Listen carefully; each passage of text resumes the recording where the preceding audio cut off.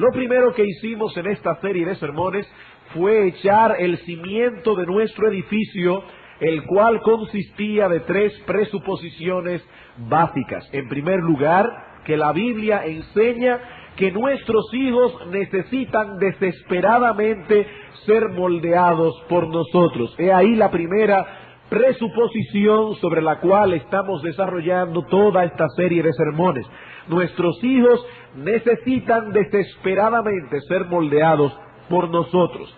Ellos dependen de nosotros y así como necesitan comida, ropa, abrigo, amor, educación, etcétera, etcétera, así también necesitan ser moldeados en su carácter.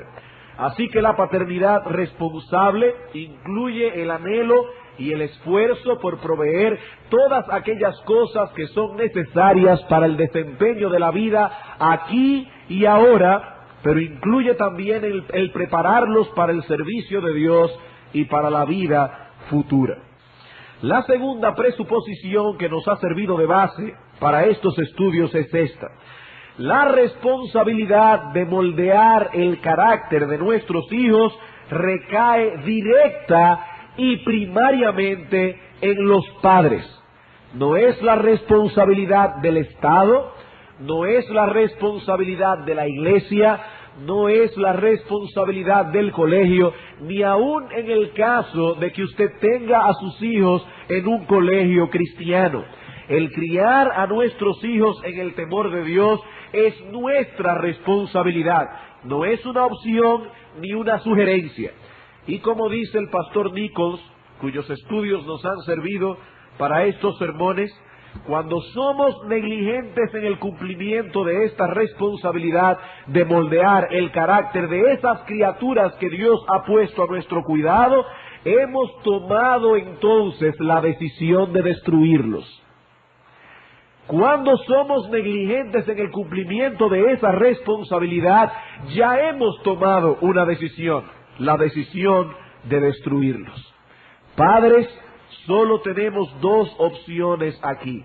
O estamos activa y conscientemente dedicados a forjar un carácter sabio y piadoso en nuestros hijos, o estamos dejando crecer en ellos la semilla de su propia destrucción. Proverbios capítulo 23, versículos 13 y 14. Voy a repetir esto último. O estamos activa y conscientemente dedicados a forjar un carácter sabio y piadoso en nuestros hijos, o estamos dejando crecer en ellos la semilla de su propia destrucción. Dice Proverbios capítulo 23, versículos 13 al 14, no rehúses corregir al muchacho, porque si lo castigas con vara, no morirá, lo castigarás con vara y librarás su alma del Seol. En ocasiones tendrás que rehusarles algunas cosas a tus hijos.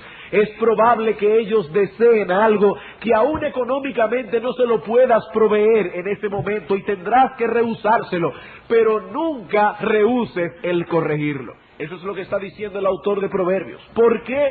Porque si lo corriges con paciencia y perseverancia, estás produciendo en ellos un estilo de vida que lo alejará de esa conducta ordenada que lo puede llevar a una muerte temprana. Dice, lo corregirás con vara y librarás su alma del Seol. No hay excusas entonces para ser negligentes en esta tarea de moldear el carácter de nuestros hijos, porque se trata de un asunto de vida o muerte. Y la tercera presuposición que nos ha servido de base es que en la tarea de moldear el carácter de nuestros hijos, el ejemplo de los padres juega un papel trascendental. Nuestros hijos necesitan desesperadamente ser moldeados. Somos nosotros quienes tenemos esa responsabilidad y en el desempeño de esa tarea nuestro ejemplo juega un papel trascendental. Por eso hemos insistido en esto vez tras vez a lo largo de esta serie de sermones. Nosotros somos los modelos que nuestros hijos copiarán consciente o inconscientemente y por lo tanto nuestra conducta delante de ellos será determinante en muchos sentidos. Hermanos, padres que están aquí, para nuestros hijos es más fácil seguir nuestro ejemplo que nuestras instrucciones. Y de ahí la importancia de este asunto. Luego de haber establecido este fundamento, entonces nos dedicamos a construir el edificio. Pero recuerden que el edificio que estamos tratando de construir es el de un carácter piadoso. Nuestra meta no es la de tener hijos decentes. Esa es la meta que tienen los paganos decentes.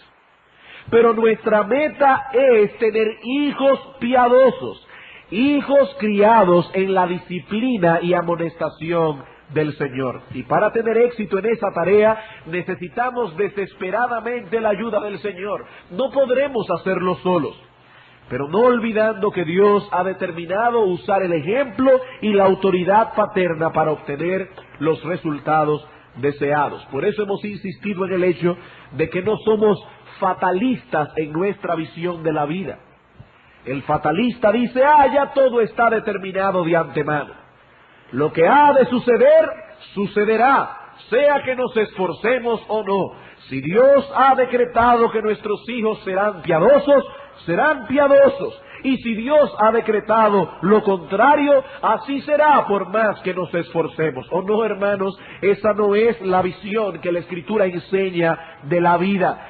Dios ha decretado ciertamente lo que ha de ocurrir, pero también ha decretado los medios que ha de usar para que ocurran. Es lo mismo con la predicación del Evangelio. Dios ha determinado de antemano los que se han de salvar y los que se han de perder, pero Dios ha decretado que los que se han de salvar se salvarán por la locura de la predicación. Por eso no somos hipercalvinistas. Creemos en la soberanía de Dios, pero creemos en la responsabilidad humana. Ambas cosas están en la Escritura. Y en lo que respecta a la crianza de los hijos, Dios ha decretado usar a los padres como el instrumento principal en la modelación del carácter de ellos. ¿Qué debemos hacer entonces para moldear un carácter piadoso en la vida de nuestros hijos? Bueno, no podemos volver a explicar todo esto en detalle, pero vamos a Proverbios capítulo 1, versículos 7 al 10 una vez más. Hay tres cosas que son fundamentales en esto. Para poder forjar ese carácter piadoso hay tres cosas fundamentales. Dice el autor de Proverbios, el principio de la sabiduría es el temor de Jehová. Los insensatos desprecian la sabiduría y la enseñanza. Oye, hijo mío, la instrucción de tu padre, y no desprecies la dirección de tu madre, porque adorno de gracia serán a tu cabeza y collares a tu cuello. Hijo mío, si los pecadores te quisieren engañar, no consientas. ¿Cuáles son esas tres cosas que nos enseña el texto? En primer lugar, el temor de Dios. En segundo lugar, el respeto a la autoridad paterna. Y en tercer lugar, el advertir y proteger a nuestros hijos de las malas compañías. Tres cosas. Donde falte cualquiera de estos elementos, no se podrá desarrollar un carácter piadoso. Niños y jóvenes que me escuchan, esto es indispensable. El temor de Dios es el ABC de la sabiduría. Así como tú no puedes aprender a leer sin conocer el abecedario, así tampoco puedes forjar un carácter piadoso si no conoces el temor de Jehová. Aparte de ese temor, niño que me oyes, aparte de ese temor, solo cosecharás impiedad, frustración, una vida vana y sin sentido. Serás un desgraciado toda tu vida si no tienes temor de Dios.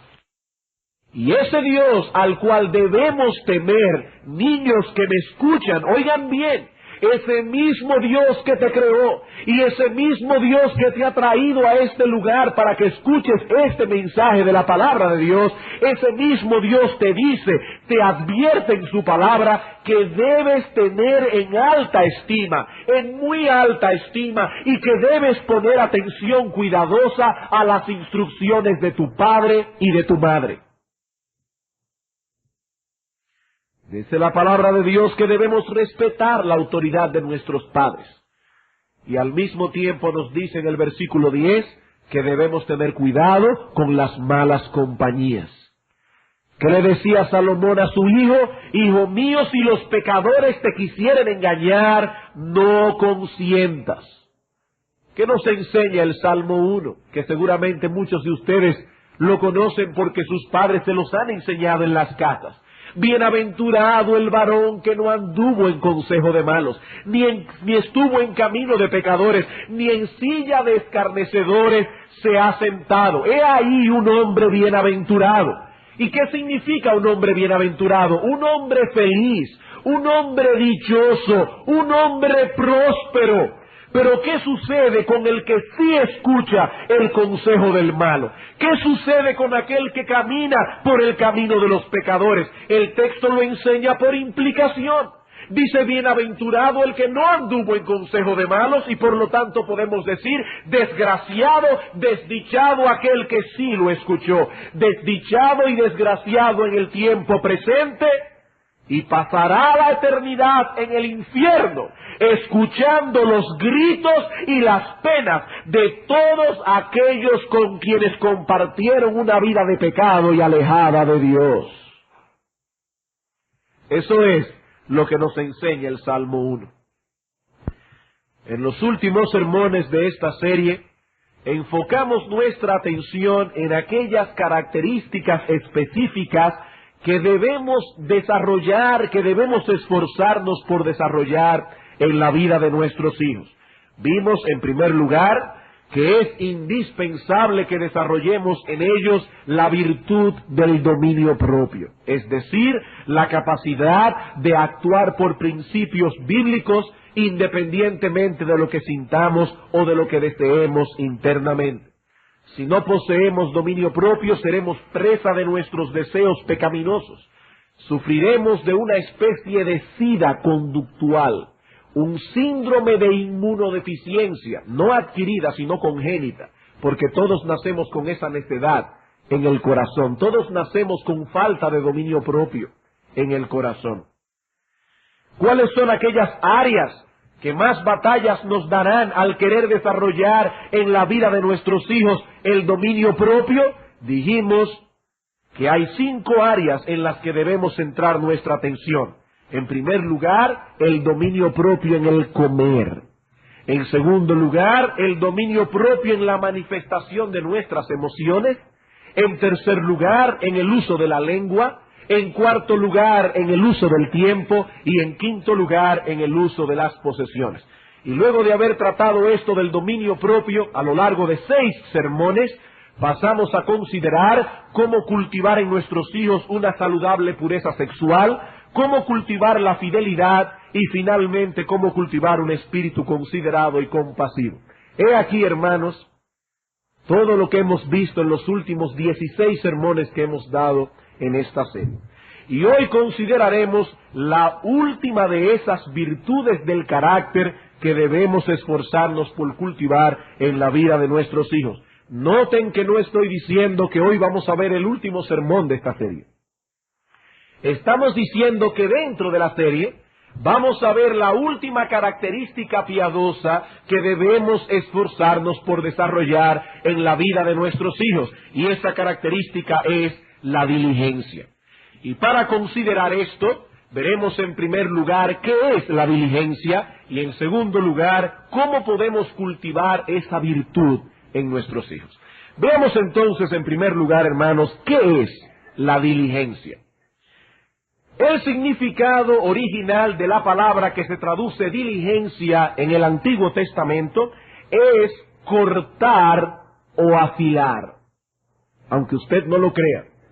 El significado original de la palabra que se traduce como diligencia en el Antiguo Testamento es cortar o afilar. Por ejemplo, en Levíticos capítulo 22, versículo 22, no hay que buscarlo, se nos dice que los israelitas no debían ofrecer en sacrificio un animal mutilado o cortado. La misma palabra hebrea que usa Moisés en Levítico es la que se usa en todos esos textos de Proverbios que nos hablan de la diligencia. También encontramos esa palabra en Job, capítulo 41, versículo 30, en una descripción del Leviatán, que algunos piensan que es el cocodrilo. Dice Job, o dice Dios hablándole a Job, que ese Leviatán por debajo tiene agudas conchas. Imprime su agudez en el suelo. La misma palabra hebrea. Así que originalmente esta palabra significaba cortar o afilar.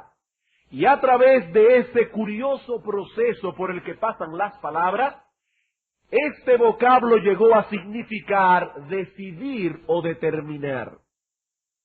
Decidir o determinar.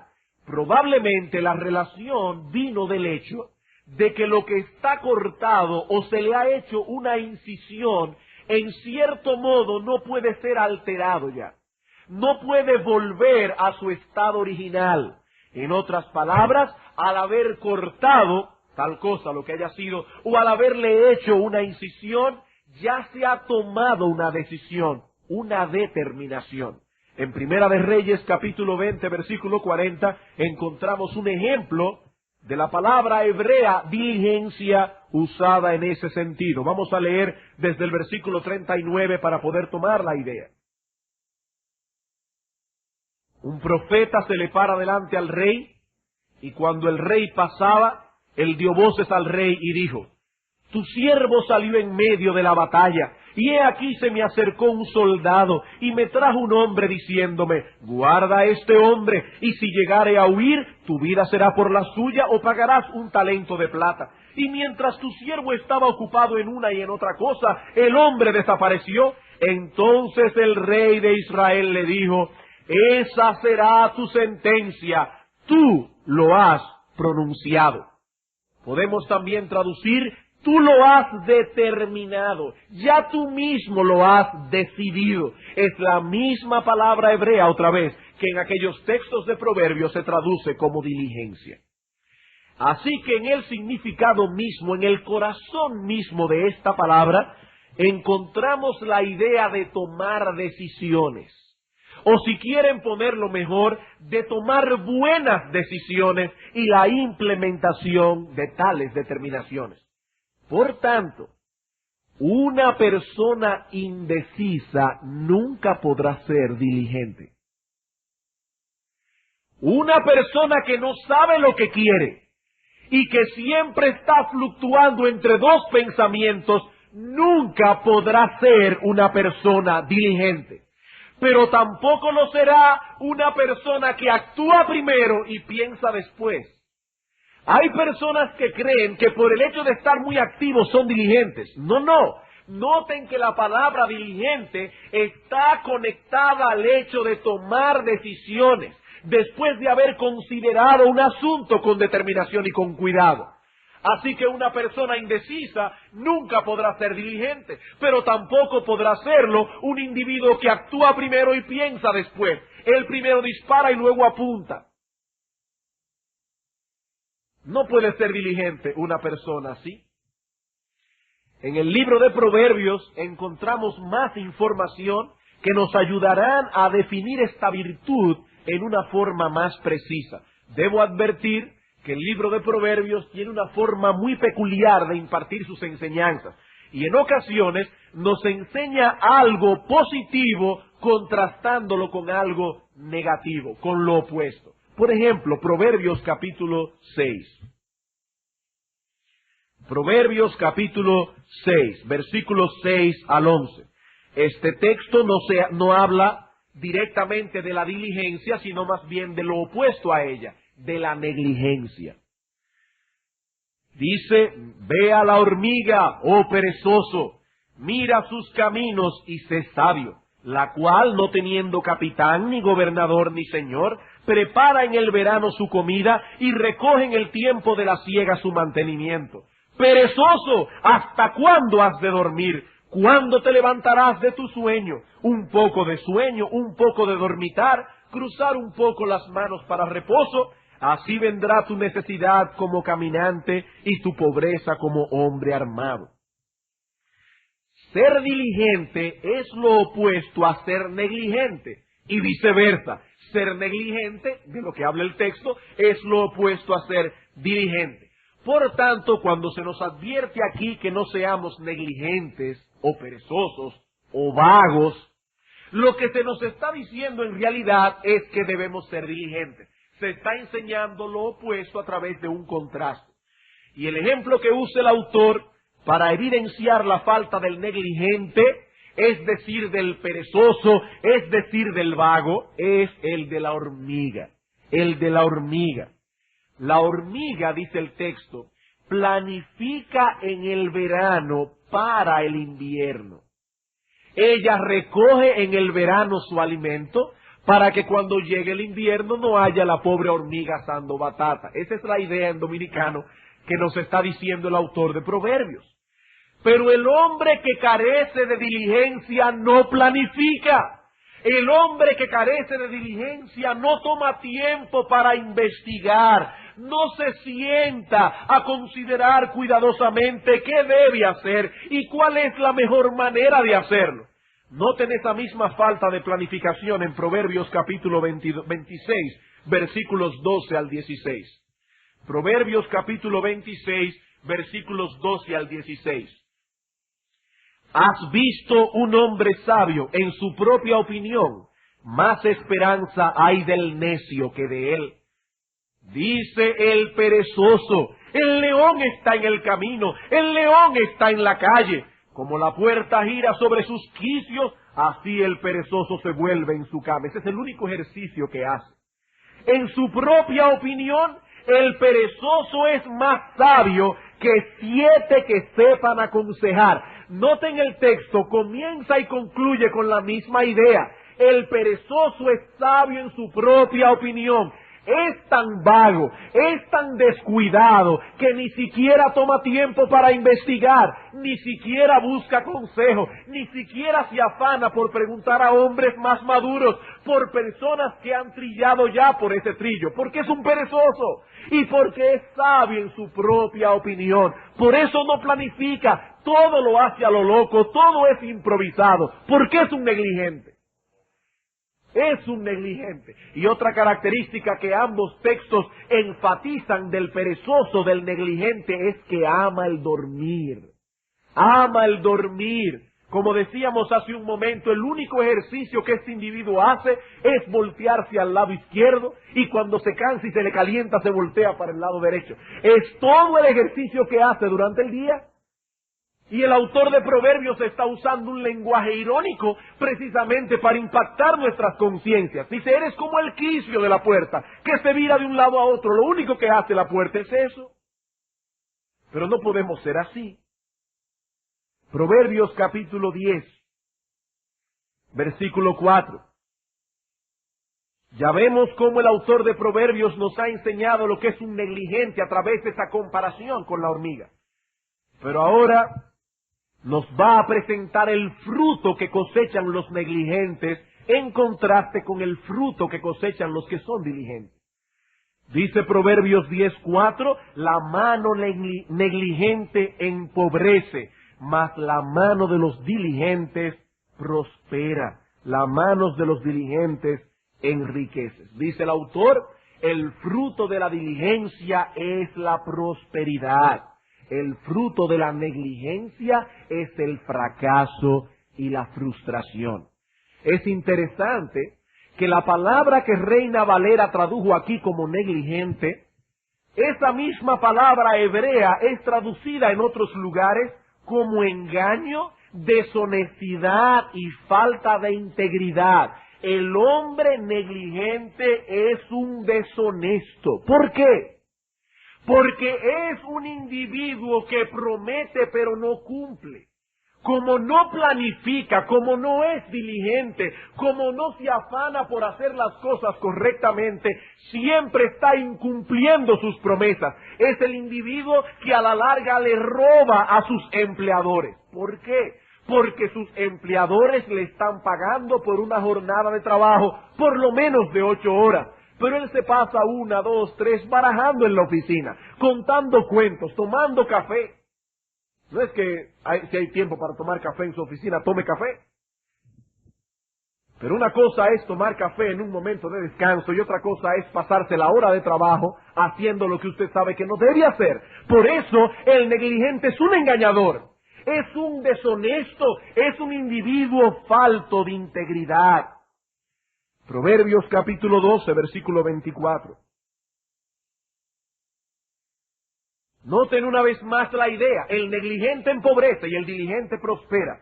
La mano de los diligentes señoreará, mas la negligencia será tributaria. Proverbios capítulo 22, versículo 29. Hermanos, prácticamente vamos a dejar que la Escritura hable por sí solo. ¿Has visto hombre sabio solícito en su trabajo? Delante de los reyes estará, no estará delante de los de baja condición. Ese individuo será promovido. Aún los impíos reconocerán la talla de ese hombre y por eso será promovido en su empleo. Es precisamente por esa razón que la mano del diligente enriquece, porque su trabajo es apreciado. Hermanos, toda forma de trabajo es digna, no importa lo que usted haga. Si el Señor le ha dado vocación para recoger la basura en la calle, hágalo con dignidad. Si su familia se va a morir de hambre porque usted tiene que hacer ese trabajo, no, hermano. Dele de comer a su familia limpiando la basura en la calle. Pero hay algo que nos enseña ese texto que no debe pasarse por alto. Aunque toda forma de trabajo es digna, estos textos nos dicen que no deben ser remunerados igualmente el negligente y el diligente. Eso no es equitativo. No deben ser remunerados igual. Por eso es que el negligente acaba frustrado. Proverbios capítulo 13, versículo 4. El alma del perezoso desea, pero nada alcanza, mas el alma de los diligentes será prosperada. Proverbios capítulo 21, versículo 25. La misma idea. El deseo del perezoso lo mata, porque sus manos no quieren trabajar. ¿Saben dónde está la frustración del negligente? Que él no ha perdido la capacidad de desear y ambicionar mejores cosas, pero se queda en la ambición y en el deseo. No puede obtener lo que desea. ¿Por qué? ¿Por qué son hombres y mujeres frustrados? ¿Por qué? Ellos dirán que la vida no les ha dado la oportunidad. Ah, tú sabes que yo he tenido mala suerte, pero estos textos nos dicen que no pueden hacer sus sueños realidad por causa de su negligencia, por causa de su pereza. ¿Cuál es entonces el fruto de la diligencia de acuerdo con estos textos? La promoción, la prosperidad, la satisfacción. Y de la negligencia, el fracaso, el descenso y la frustración. Después dice, el jefe se cogió conmigo. No, hermano, es que usted es un vago, probablemente. No necesariamente es así. Es verdad que hay veces que aún por el Evangelio tenemos que sufrir descensos. Pero ustedes entienden muy bien lo que estamos hablando aquí. Hemos visto entonces la esencia de la diligencia tal como el autor de Proverbios lo presenta, el fruto que cosechan los diligentes y los negligentes. Vamos a ver ahora la raíz. ¿Por qué algunas personas son diligentes y otras no lo son? Proverbios capítulo 20, versículo 4. ¿Por qué algunas personas son diligentes y otras no lo son? Proverbios 24 nos da la respuesta. El perezoso no ara, o sea, no ara la tierra a causa del invierno. Pedirá pues en la siega y no hallará. Por supuesto, podemos implicar lo opuesto. El diligente ara aunque haya frío, y finalmente tendrá lo que desea. El negligente, en cambio, sabe que debe trabajar, pero no desea hacerlo porque hace frío. Él prefiere permanecer en su cama 1 hora más, 2 horas más, arropadito. Él no quiere levantarse de allí, porque es conveniente para su carne quedarse allí calentándose un rato más, durmiendo. Así que se trata de un hombre que se mueve por sus deseos, por sus sentimientos, no por principios o por deberes. Esto es más común en nuestra generación actual. De hecho, a raíz de la revolución social de los años 60, cuando surgió el movimiento hippie, que algunos piensan que se trató simplemente de un movimiento donde los jóvenes querían dejarse el cabello largo y fumar marihuana, pero en realidad el movimiento hippie comenzó en su esencia como una filosofía, como una respuesta de un grupo de jóvenes al establishment americano. ¿Qué pensamiento surgió y cómo nos hemos influenciado nosotros de ese tiempo? Una nueva definición de la sinceridad y de la hipocresía.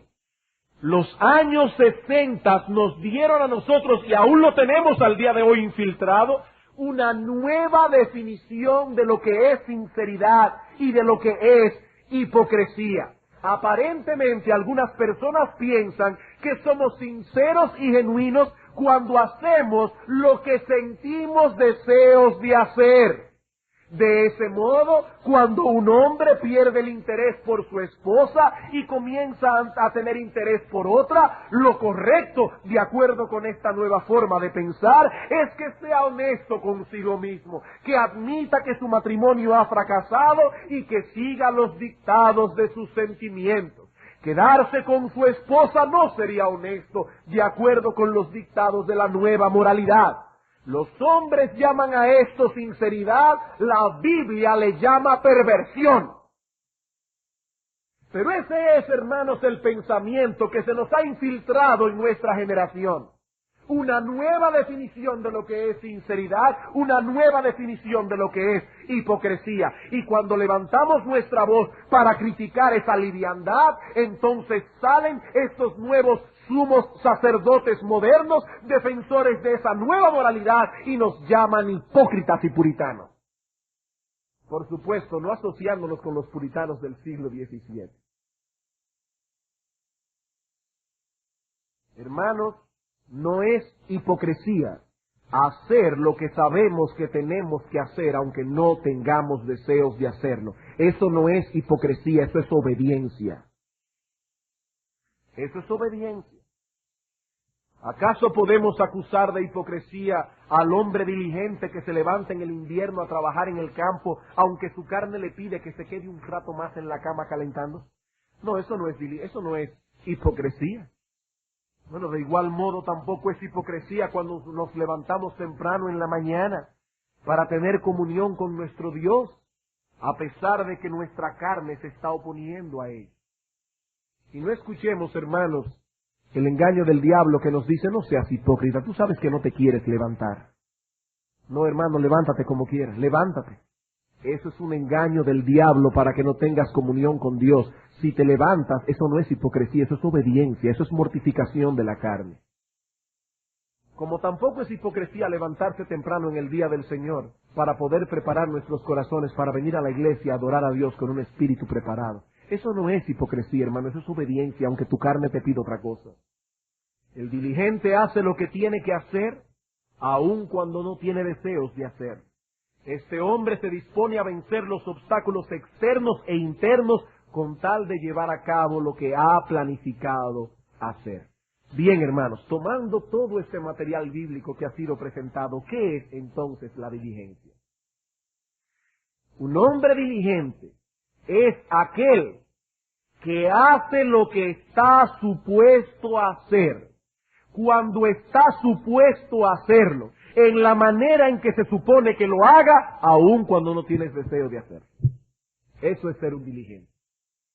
Es aquel que hace lo que está supuesto a hacer, cuando está supuesto a hacerlo, no más tarde, cuando está supuesto a hacerlo. Como dice el pastor Achille Blaze, uno de los problemas que trae la negligencia es una impuntualidad crónica. Crónica. Por eso dice Blaze que el carácter de un hombre y de una mujer se conoce por su puntualidad. Es un hombre que hace lo que está supuesto a hacer, cuando está supuesto a hacerlo, y de la manera en que se supone que lo haga, aunque no tenga deseos de hacerlo. Y esto incluye 3 ingredientes importantes: planificación, acción y persistencia.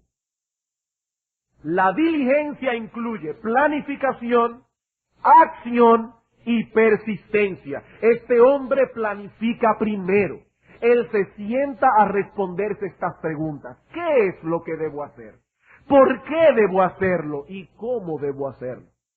Pero luego que ha planificado, se esfuerza conscientemente en obtenerlo y continuará trabajando en ello aun cuando surjan obstáculos y dificultades. Por eso decimos planificación, acción y persistencia. Hermanos, esto es diligencia. Una virtud que, de acuerdo a Proverbios capítulo 12, versículo 27, es una de las más preciosas posesiones del hombre. Dice Proverbios, el indolente ni aun cazará o asará lo que ha cazado, pero haber precioso del hombre es la diligencia. Si de veras amamos a nuestros hijos, hermanos, óiganme bien, si de veras amamos a nuestros hijos, debemos esforzarnos por desarrollar en ellos esta característica esencial de la vida piadosa. De lo contrario, cosecharemos hombres y mujeres fracasados y frustrados. Cosecharemos personas indecisas, de esas que toman muchas resoluciones, pero no pueden llevarla a cabo, que comienzan muchos proyectos, pero no terminan ninguno. Hermano, ¿es eso lo que deseas para tu niño, para tu hijo, cuando sea joven o adulto? Por supuesto que no. Por supuesto que no. Si quieres dejarle una buena herencia a tus hijos, déjales un carácter diligente.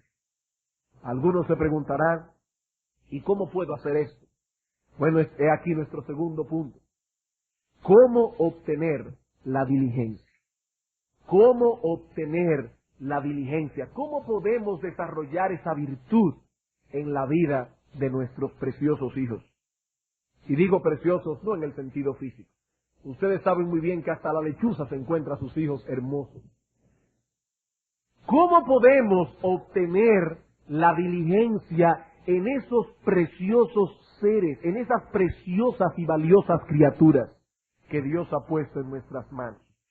Algunos de los consejos y directrices que podemos dar en lo tocante a este asunto no son distintos a los que hemos dado ya al referirnos a otras cosas. Por ellos no abundaremos en cada directriz. Pero si vamos a lograr la diligencia en la vida de nuestros hijos, he aquí 5 áreas en las que debemos trabajar. Brevemente. En primer lugar, debemos trabajar con su concentración. En primer lugar, debemos trabajar con su concentración, con la capacidad de poner atención. Una persona que carezca de la capacidad de concentrarse difícilmente podrá planificar y mucho menos perseverar. No tiene concentración, no puede aplicarse a una sola cosa. Y aquí tenemos en contra, hermano, a la vida moderna. Hay muchas bendiciones que tenemos ahora con la vida moderna. Y no es que estamos desechando el progreso, pero tenemos que advertir que ese progreso tiene sus peligros también. La vida moderna está diseñada para que el hombre piense lo menos posible. Lo menos posible. Todo se hace con rapidez y con cierta ligereza. Pero si de veras deseamos desarrollar la diligencia en nuestros hijos, debemos trabajar con su concentración, la capacidad de concentrarse.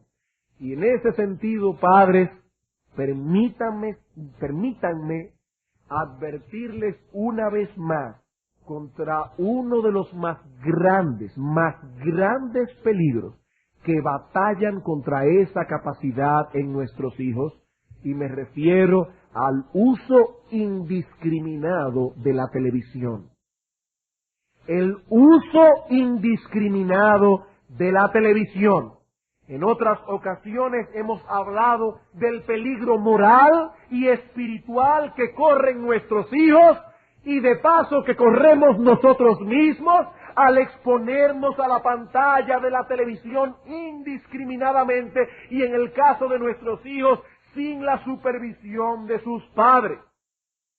Pero ahora estamos hablando de algo distinto. No es de eso que estamos hablando. El peligro de la televisión no solo es moral y espiritual, es también mental e intelectual. Hermanos, ¿qué nos dice la Escritura con respecto a los mandamientos de Dios? Dice que el primer mandamiento, y que resume todos los demás, es: amarás al Señor tu Dios con todo tu corazón, con toda tu alma, con todas tus fuerzas, pero también nos dice el texto, con toda tu mente. Con toda tu mente. De ese mandamiento dependen todos los otros mandamientos. Por lo tanto, es nuestra responsabilidad cuidar y desarrollar las capacidades intelectuales que Dios nos ha dado y que ha dado a nuestros hijos para que por medio de esas capacidades intelectuales glorifiquemos a Dios. Y lo que estamos diciendo es que la televisión es uno de los más grandes peligros de la vida moderna contra ese cuidado y desarrollo. Hermanos, voy a repetirlo una y mil veces más. Es terrible, terrible que un niño vea televisión sin sus padres delante. Eso es terrible. Que un niño se exponga indiscriminadamente a la pantalla de la televisión, recibiendo todo lo que la televisión está poniendo en sus mentes. Pero aún contando con la supervisión de los padres, aún sus padres estén presentes, el ver mucha televisión causará daño en la capacidad de razonamiento y comprensión y concentración de los niños, aunque los padres estén ahí. Y lo mismo podemos decir del Nintendo. Lo mismo podemos decir del Nintendo. Ese mismo niño es el que después le va a decir: yo no entiendo, porque el Nintendo le calcomió la mente. Hermanos, no son nuestros niños los que deben determinar el uso de esas cosas. Hay niños que se exponen a la televisión casi diariamente. Lo estamos haciendo adictos a la televisión. Diariamente, pegado en una pantalla de televisión por varias horas. Eso es terrible. Son esos mismos niños los que después no aman la lectura. Son esos mismos niños que no tienen capacidad de razonamiento. Son esos mismos niños que no pueden meditar porque sus capacidades de raciocinio han sido grandemente absorbidas por ese aparato alienante. Esos mismos niños. Son esos mismos niños los que serán luego incapaces de perseverar en un proyecto porque se han acostumbrado a la ley del menor esfuerzo, a recibir todo lo que sale por la pantalla de televisión pasivamente. Son esos mismos niños que luego desesperarán a sus esposas porque no saben conversar. Porque quieren llegar a la casa a las 6 de la tarde después de un día de trabajo, quitarse los zapatos, idiotizarse frente a una pantalla de televisión. No saben conversar, no tienen idea de lo que eso significa, porque la pantalla de televisión se ha comido esa capacidad. Y sus esposas se desesperan porque quieren un poco de atención, pero ellos no saben cómo hacerlo, porque sus padres no los cuidaron con respecto a eso. Hermanos, no es cierto que esa es la triste realidad de muchos matrimonios. Y no es peor aún pensar que muchos de esos matrimonios profesan ser cristianos. Esposos que no hablan con sus esposas, porque todas las noches se sientan a idiotizarse frente a una pantalla de televisión. Hermanos, eso no es lo que la Biblia nos dice que es un matrimonio. Ay, hermanos, cuídense y cuiden a sus hijos, porque lo que está saliendo por la pantalla de televisión es lodo, es pura basura. Y lo mismo con los famosos clubes de videos que tanto han proliferado. Hermanos, cuídense, hermanos, cuiden sus ojos, hermanos, cuiden sus corazones. porque terminarán ustedes dañados y dañarán de por vida a sus hijos. ¿Queremos trabajar con la diligencia? Trabajemos con la capacidad de concentrarse de nuestros hijos. Hermano, hermana, siéntate con tus hijos a leerle libros. Ponlos a leer y que ellos puedan verte a ti leyendo, hermana. Es que yo no tengo la capacidad de lectura. A mí no me forjaron así de esa manera. Hermanos, nosotros somos nuevas criaturas en Cristo. Todas las cosas viejas pasaron. Nosotros somos criaturas nuevas. Si tus hijos nunca te ven a ti leyendo, madre, y enfatizo las madres porque son las que están más tiempo en casa. Si tus hijos no te ven a ti leyendo, ¿cómo te esperas que cojan amor por la lectura? Si tú no hablas con ellos y le preguntas qué están leyendo en sus devocionales privados, porque nuestros hijos deben hacer devocionales privados, para cuando sean adolescentes no sufran como muchos hermanos de la iglesia han tenido que confesar lo que han sufrido ahora como creyentes porque nunca desarrollaron un hábito de lectura. ¡Qué terrible es eso! Nosotros tenemos la obligación de amar a Dios con toda nuestra mente. Y si no estamos dedicados a cultivar nuestra mente para la gloria de Dios, estamos en pecado delante de Dios. Por supuesto que Dios no ha repartido a todo el mundo la misma capacidad intelectual, pero todo el mundo debe tratar de desarrollar al máximo las capacidades que Dios le ha puesto. ¿Estoy diciendo ahora que debemos botar en el zafacón todas las televisiones y todos los Nintendos? No, estoy diciendo, hermanos, cuidado con el uso indiscriminado de la pantalla de televisión. Cuidado con el uso indiscriminado de películas. Cuidado con estar alienándose frente a un televisor día y noche. Porque eso es robarle a Dios los talentos que Él nos ha dado para ponerlo a su servicio. Eso es un robo y Dios nos va a pedir cuentas por eso. Cuidado, hermanos, cuidado. En segundo lugar, segundo consejo, insista en el orden. ¿Quieres hijos diligentes? Insista en el orden. La Escritura nos dice que debemos ser imitadores de Dios, y una de las características de nuestro Dios es que es un Dios de orden. Es un Dios de orden. Es cierto que no debemos olvidar que los niños son niños, pero tampoco podemos ampararnos en ese hecho para permitir que sean irresponsables en algunas cosas que son su responsabilidad. Por ejemplo, su habitación. Esa es la responsabilidad de los niños, no de la muchacha del servicio de la casa. Es una responsabilidad de tus hijos. ¿Y eso qué significa? Que se supone que un niño mantenga su habitación ordenada. Noten que no estoy diciendo que se supone que los bebés tengan su habitación ordenada. No. Estamos hablando de niños. Podemos asignarles ciertas tareas conforme a su edad. Y esa tarea irán diversificándose a medida que van creciendo. Pero se supone, por ejemplo, que un niño de 5 años, cuando se levante por la mañana, arregle su cama. Es que yo tengo 2 o 3 servicios. Hermano, es que aquí no estamos hablando de servicio, aquí estamos hablando de cultivar en nuestros hijos un carácter piadoso. ¿Cómo puede ser que un niño ya de 5, 6, 7 años, o peor un adolescente, se levante por la mañana y deje la habitación como si hubiera pasado allí la batalla de Waterloo? Eso no es lo que Dios está esperando de un niño que está siendo criado en el temor de Dios. Claro que un niño pequeño, usted va a tener luego que ponerle el cubrecama mejorcito. Pero irá aprendiendo y eso irá cultivando en él el ser diligente, para que cuando ese niño se case tampoco desespere a su esposa. Porque cuando llega a la casa podremos hacer como esa niña del cuento que se perdió en el bosque pero fue dejando una piedrecita. Uno puede encontrar dónde está él, porque dejó la corbata, los zapatos, las medias, hasta que llegó a la habitación. ¿Por qué? Porque nunca le enseñaron a ese niño ser ordenado, porque le dijeron que esas cosas eran para mujeres, y crearon un hombrecito inútil.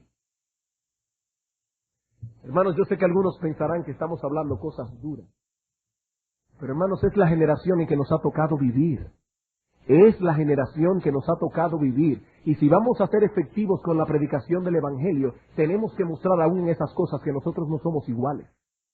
Que nosotros somos la luz del mundo, que somos la sal de la tierra, que somos distintos. Y lo mismo con los juguetes. Si ya han terminado de jugar, se espera que los dejen en el mismo sitio donde lo encontraron. Eso forjará en ellos la capacidad de actuar no por deseos, sino por deberes. Tercer consejo. Desarrolle en ellos la confianza de que hay cosas que ellos pueden hacer. Desarrolle en ellos la confianza de que hay cosas que ellos pueden hacer. Y en este asunto debemos ir de lo más sencillo a lo más complicado. ¿Qué dice el Señor en Lucas 16:10? Si en lo poco fuiste fiel, en lo mucho te pondré. Dios nos ha dado habilidades y debemos forjar en nuestros hijos la confianza de que hay cosas que ellos pueden y deben hacer. Hermano, dale oportunidad a tus hijos. Dale oportunidad. Imponle ciertas responsabilidades de acuerdo a su edad. Es probable que ellos fallen al principio y seguramente no lo harán con la misma agilidad y destreza que tú tienes. Pero si te impacientas y decides hacerlo por ti mismo, para hacerlo más rápido y mejor, terminarás inutilizando a tu hijo. Ten paciencia, no le exija que él lo haga la primera vez como lo puedes hacer tú, porque eso es una crueldad.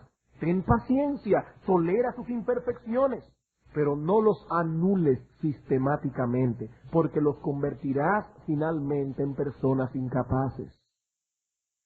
Cuarto consejo, enséñenles a tener control sobre sus deseos y sentimientos. No toleren argumentos como estos. Es que no tenía deseos de hacerlo. ¿Y quién le ha dicho a nuestros hijos que ellos pueden moverse por deseos? Por supuesto, estamos suponiendo que estamos hablando aquí a padres y madres que no tienen la misma excusa. Que cuando el esposo le dice, mi amor, cuando venga, yo quiero tener esto y esto y esto ya hecho en casa, y cuando el esposo llega a las 6 de la tarde, que los niños no escuchen a la esposa diciendo, es que yo no tenía deseos de hacerlo, es que la hermana fulana me llamó por teléfono y me pasé 3 horas hablando por teléfono. No, hermano, hermana, aquí estamos hablando de padres que dan el ejemplo, que trazan la pauta a sus hijos, porque ellos no viven por sentimientos. Estamos hablando de hombres que aman a sus esposas como Cristo amó a la iglesia, cuando quieren y cuando no lo quieren. Estamos hablando de esposas que se someten a sus maridos como la iglesia está sumisa a Cristo, cuando lo desean y cuando no lo desean. Y asimismo, debemos decir a nuestros hijos, no, hijo mío, no puedo aceptar esa excusa, porque si acepto esa excusa te criaré como un hijo negligente. Y finalmente, hermanos, clamemos a Dios por nuestros hijos. Clamemos a Dios por nuestros hijos.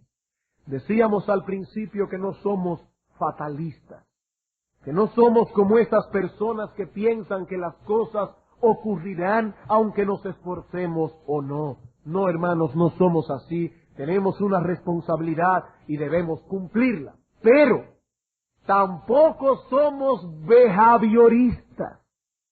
No somos fatalistas, pero tampoco somos behavioristas. Los behavioristas creen que si tocan las teclas correctas obtendrán el resultado correcto. ¿O no, hermanos?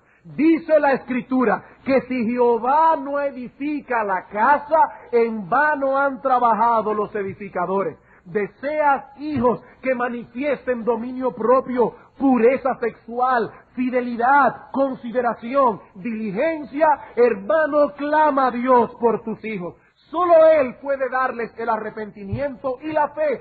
Solo Él, solo Dios puede fructificar tus esfuerzos, el esfuerzo que estás haciendo día y noche para criarlos en la disciplina y amonestación del Señor. Cumplimos con nuestra responsabilidad, pero siempre amparados en la ayuda de Dios. Para esto, hermanos, ¿quién es suficiente? ¿Quién es suficiente? Amparados en la ayuda y la misericordia de Dios.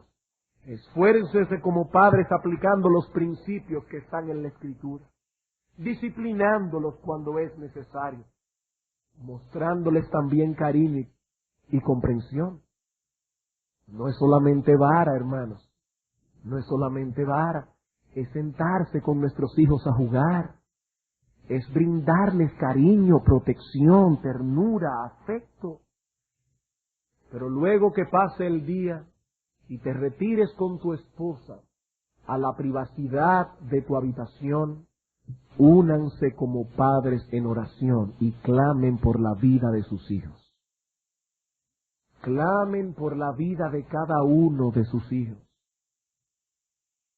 Nunca olviden, hermanos, para esto nadie es suficiente. Es bueno conocer estos principios, es vital aplicarlos, pero sin la ayuda de Dios no podremos cosechar el resultado que deseamos cosechar. Así que, ¿qué debemos pedir? Que Dios nos ayude a perseverar aplicando estos principios, pero al mismo tiempo que Dios nos dé un espíritu de oración por nuestros hijos. Que Dios nos dé un espíritu de oración por nuestros hijos. Vamos a orar.